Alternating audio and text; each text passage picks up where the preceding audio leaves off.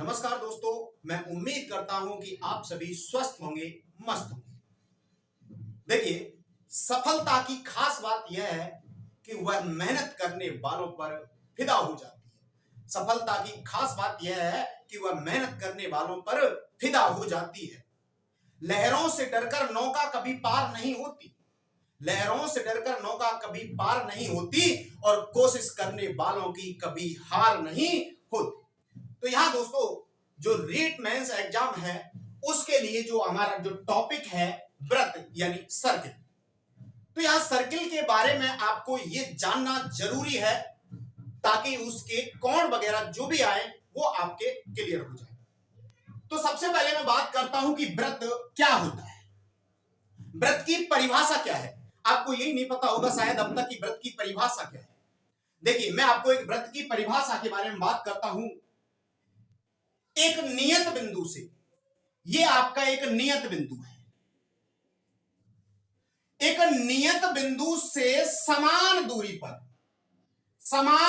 पर स्थित बिंदुओं का बिंदुपथ, यानी एक नियत जो बिंदु है उस बिंदु से समान दूरी पर स्थित बिंदुओं का बिंदुपथ व्रत कहलाता है।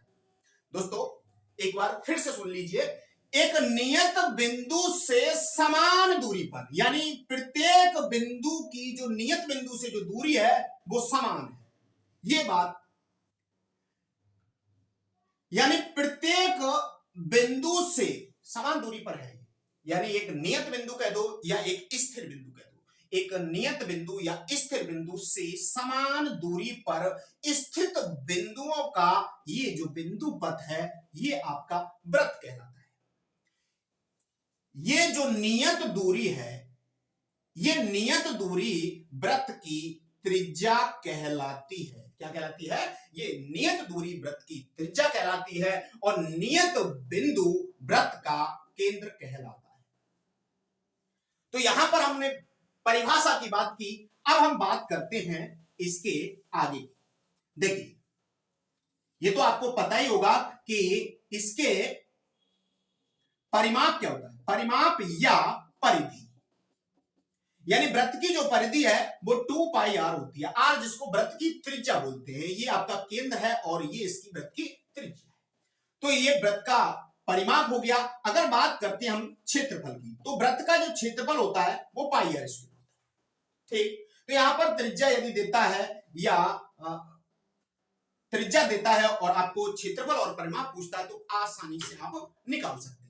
ठीक, जैसे नॉर्मल क्वेश्चन मैं आपको लेता हूं, जैसे त्रिज्या इसकी 7 सेंटीमीटर है तो आप उसका परिमाप या परिधि या क्षेत्रफल ज्ञात कीजिए। तो परिमाप निकालने का सीधा तरीका है, पाई का मान 22/7 रखो और त्रिज्या हो गई r, 7 से 7 22 दूना 44 सेंटीमीटर है तो सेंटीमीटर।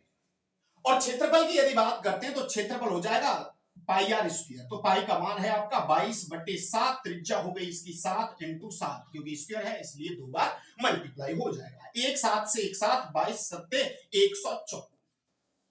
दूसरे टाइप का क्वेश्चन यहां से ये होता है कि यदि डायरेक्ट वो क्षेत्रफल दे दे, यानी व्रत का क्षेत्रफल, व्रत का जो क्षेत्रफल है वो आपका 154 वर्ग मीटर या सेंटीमीटर, तो उसकी त्रिज्या क्या होगी? तो त्रिज्या के लिए सीधा सीधा है आपको, यानी व्रत का क्षेत्रफल दिया हुआ है तो क्षेत्रफल का फॉर्मूला और जो क्षेत्रफल दिया हुआ है उसको बराबर करना है।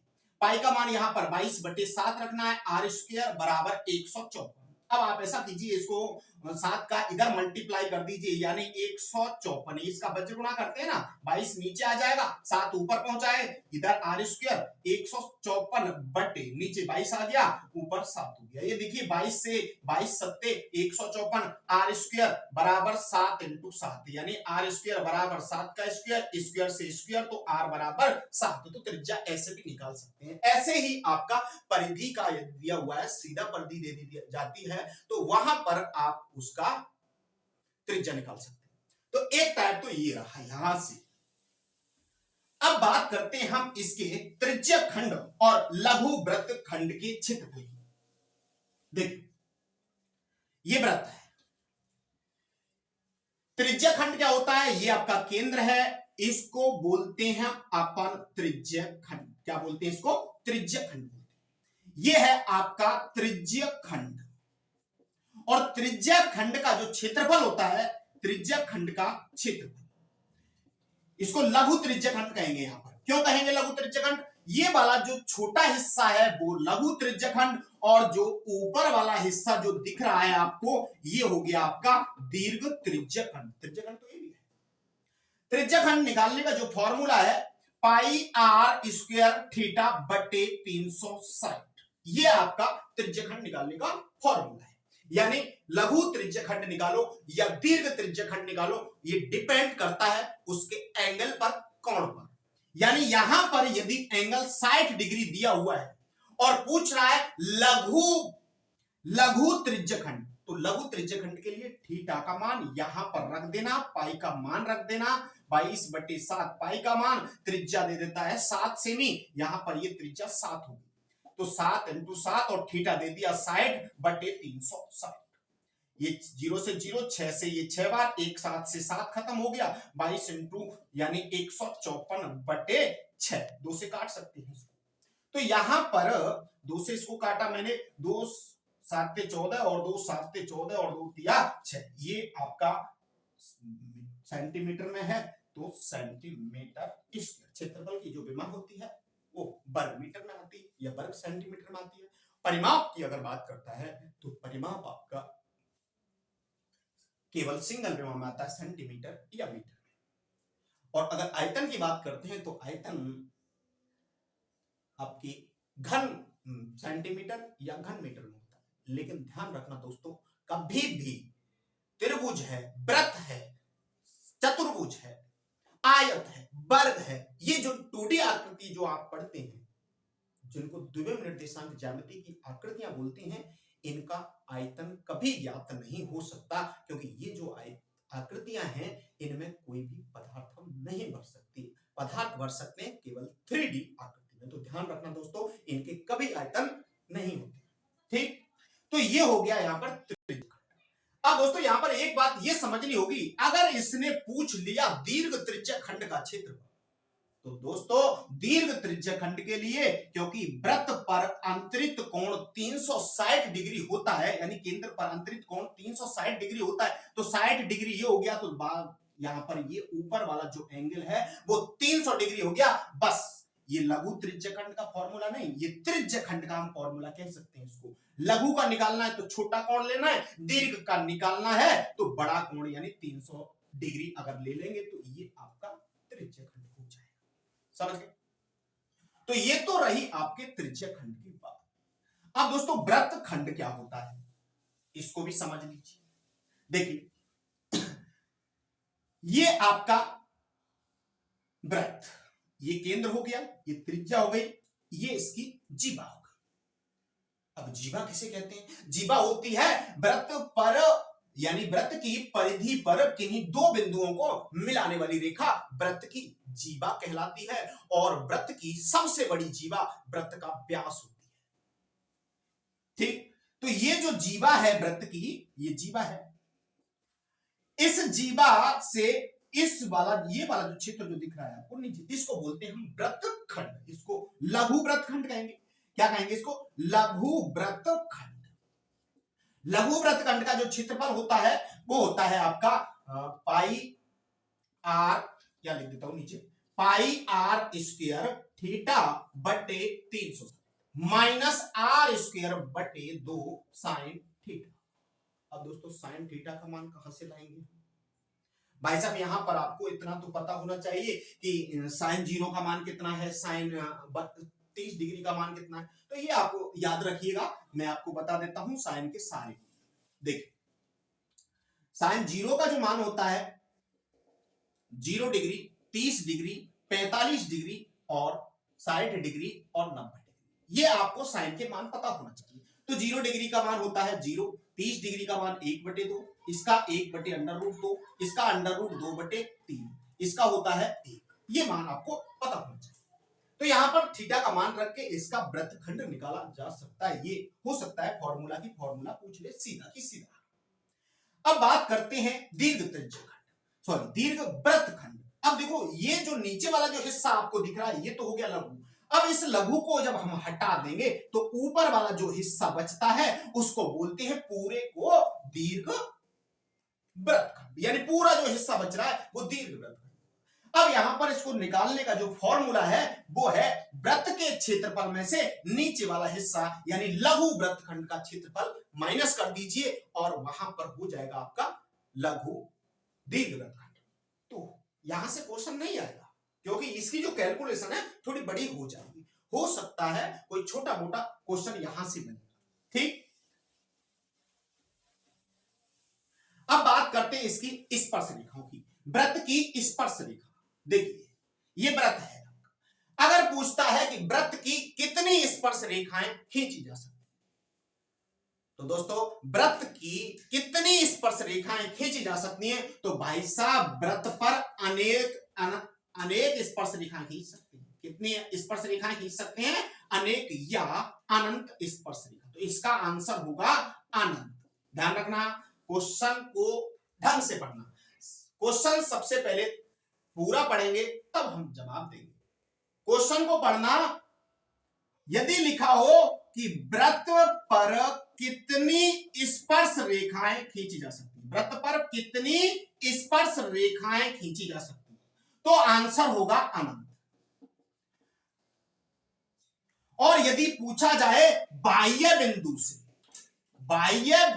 से वृत्त पर कितनी स्पर्श रेखाएं खींची जाती, तो ध्यान रखना दोस्तों, ये तो हो गए आपका केवल वृत्त पर कितनी स्पर्श रेखाएं खींची जा सकती हैं, तो केवल वृत्त पर अनंत स्पर्श रेखाएं खींची जा सकती हैं। और तीन स्थितियां हैं आपकी, एक तो है आपका बाह्य बिंदु से, तो बाह्य बिंदु से वृत्त पर केवल और केवल 2 स्पर्श रेखाएं खींच सकती हैं। देखिए बाह्य बिंदु की अगर बात करता है तो बाह्य बिंदु से 2 स्पर्श रेखाएं खींची जा सकती है।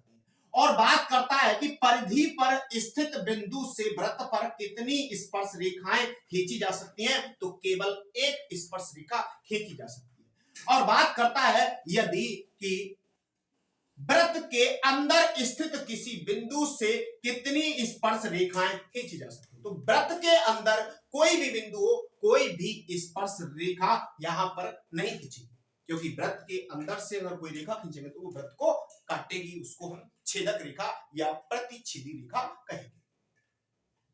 तो ये यहां पर आपको ध्यान रखना है कि अगर क्वेश्चन पूछता है वृत्त पर कितनी स्पर्श रेखाएं खींची जा सकती हैं, तो वृत्त पर अनंत स्पर्श रेखाएं खींची जा सकती हैं। और पूछता है कि बाह्य बिंदु से कितनी स्पर्श रेखाएं खींची जा सकती हैं, तो बाह्य बिंदु से दोस्तों 2 स्पर्श रेखाएं खींची जा सकती हैं।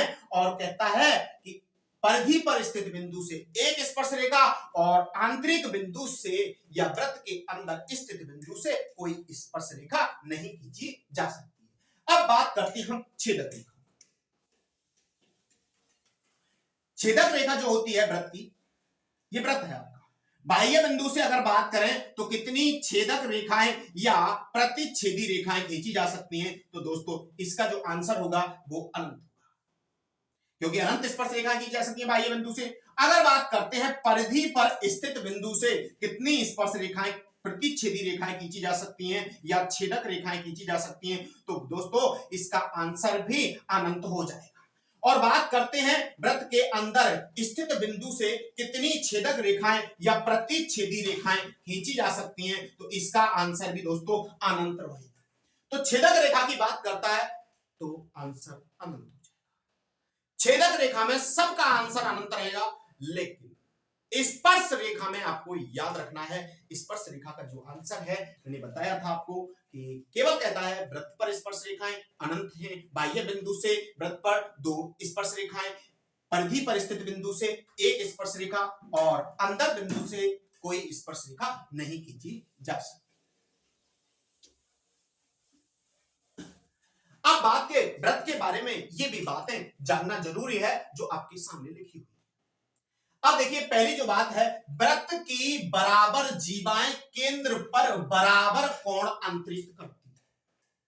वृत्त की बराबर जीवाएं, ये आपका वृत्त है। अब देखो एक जीवा ये है और एक जीवा ये है, यानी ये AB वृत्त की जीवा है, ये CD वृत्त की जीवा है, ये आपका केंद्र है। तो यहां पर आपको ये जीवाओं की यदि लंबाई बराबर है, यानी यदि ए बी बराबर है सी डी के, वृत्त की बराबर जीवाएं, यदि वृत्त की जीवाएं बराबर है तो केंद्र पर यदि ये एक्स है तो ये भी एक्स डिग्री होगा। ये बात याद रखें, यानी केंद्र पर बराबर जो जीवा है, केंद्र पर बराबर कोण अंतरित करती है। इसका व्युत्क्रम यदि आ जाए कि केंद्र पर यदि बराबर कोण अंतरित है तो जो जीवाएं हैं वो आपकी बराबर होगी। तो ये इसका जो व्युत्क्रम वाला पार्ट है, यानी इसका उल्टा कर दो, यदि केंद्र पर बराबर कोण अंतरित है तो उनके द्वारा बनाई गई जो जीवाएं हैं वो बराबर होगी। तीसरा जो पॉइंट है, एक वृत्त के केंद्र से जीवा पर डाला गया लंब, वृत्त के केंद्र से, ये आपका वृत्त है, इसके केंद्र से जीवा पर डाला गया लंब, ये लंब है। वृत्त के केंद्र से जीवा पर डाला गया लंब जीवा को समद्विभाजित करता है, यानी ये जो जीवा है आपकी, ये आपका लंब है ओपी, यानी ये इस पर लंब रहता है। ध्यान रखना, केंद्र से जीवा पर आप कोई भी इस रेखा खींचेंगे, केंद्र से जीवा पर वो लंब, और यदि वो लंब है तो उसको बराबर दो भागों में, ऐसा नहीं है कि सारी की सारी इस पे खींच दी हमने, ये लंब होगी, नहीं होगी। यदि लंब है तो बराबर भागों में बांटेगी, लंब नहीं है तो बराबर नहीं बांटेगी, ये बात समझनी है। यानी ए पी बराबर होगा बी पी के, यानी दोनों रेखाएं कब बराबर होंगी, जब केंद्र से खींची गई रेखा वृत्त पर लंब है तो उसको बराबर दो भागों में बांटेगी। और इसका उल्टा भी हो सकता है, यदि किसी जीवा के दो बराबर भाग हैं तो इसका मतलब यह है कि केंद्र से जो खींची गई रेखा है वो उस पर लंब, ये इसका उल्टा है। अगला जो पॉइंट है, वृत्त के केंद्र से समदूरस्थ जीवाएं, वृत्त के केंद्र से समदूरस्थ जीवाएं लंबाई में समान होती हैं। वृत्त के केंद्र से, ये वृत्त है, ये इसका केंद्र है, वृत्त के केंद्र से कहीं भी हो, यदि ये वाली लंबाई और ये वाली लंबाई दोनों बराबर है, यदि इन दोनों की लंबाई बराबर है तो निश्चित रूप से उन जीवाओं की लंबाई भी बराबर होगी। ये बात यहां पर समझिए, यानी ये जीवा दोनों ही बराबर होंगी यदि ओपी बराबर है ओक्यू। अगली, एक चाप द्वारा केंद्र पर अंतरित कोण वृत्त के शेष भाग के किसी बिंदु पर अंतरित कोण का दुगना होता है। ये बात है, यहां से कोण के क्वेश्चन प्रश्न पूछ लिए जाते हैं। एक चाप द्वारा केंद्र पर अंतरित कोण, ये वृत्त, हाँ ये केंद्र हो गया।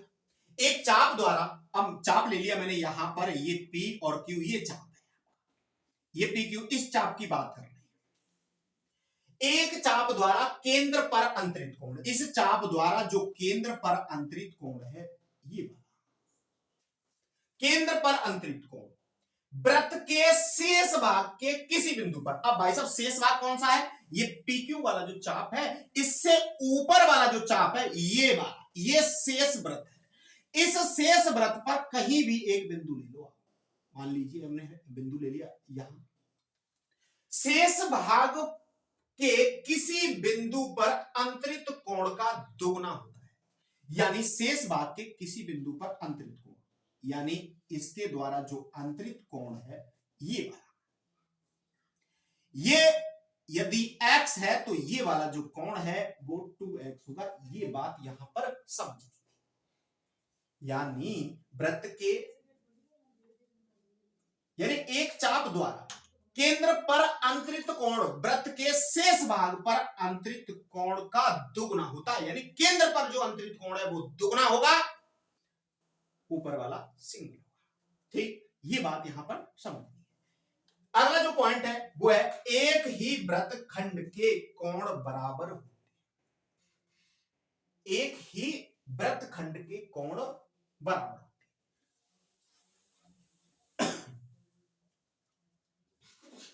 तो यहां पर देखिए, एक ही वृत्तखंड, अब देखो ये वृत्तखंड और ये वृत्तखंड, दोनों के वृत्तखंड एक ही वृत्तखंड के कोण बराबर होते हैं। यानी कोण यहां पर बात वही है कि अगर बात करते हैं इसके कोण की, तो इसका जो कोण है ये वाला इसके कोण के बराबर होगा। ये बात आपको समझ। चक्रीय चतुर्भुज, अब बात करते हैं हम चक्रीय चतुर्भुज की। तो चक्रीय चतुर्भुज क्या होता है? चक्रीय चतुर्भुज होता है यदि किसी चतुर्भुज के चारों शीर्ष वृत्त पर यदि स्थित हैं, चारों शीर्ष कहां स्थित हैं? वृत्त पर स्थित हैं, तो उसको हम चक्रीय चतुर्भुज कहते हैं। चक्रीय चतुर्भुज किसे कहेंगे? कि यदि वृत्त के चारों शीर्ष, चतुर्भुज के चारों शीर्ष वृत्त की परिधि पर स्थित हो तो वह चतुर्भुज चक्रीय चतुर्भुज कहलाता है। चक्रीय चतुर्भुज की एक विशेषता है। क्या विशेषता है?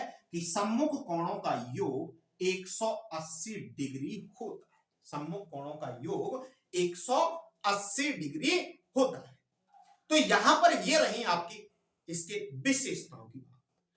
अब बात करते हैं हम इनके कोणों की। दोस्तों वीडियो को अंत तक जरूर देखिएगा और वीडियो को बीच में मिस नहीं कीजिए।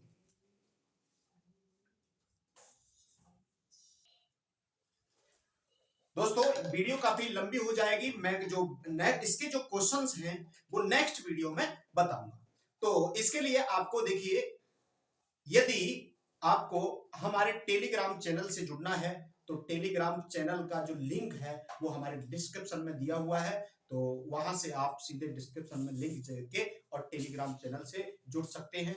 वीडियो को अधिक से अधिक शेयर करें। यदि आपने चैनल सब्सक्राइब नहीं किया है तो चैनल को जरूर सब्सक्राइब करें। थैंक यू दोस्तों, थैंक यू। जय हिंद, जय भारत।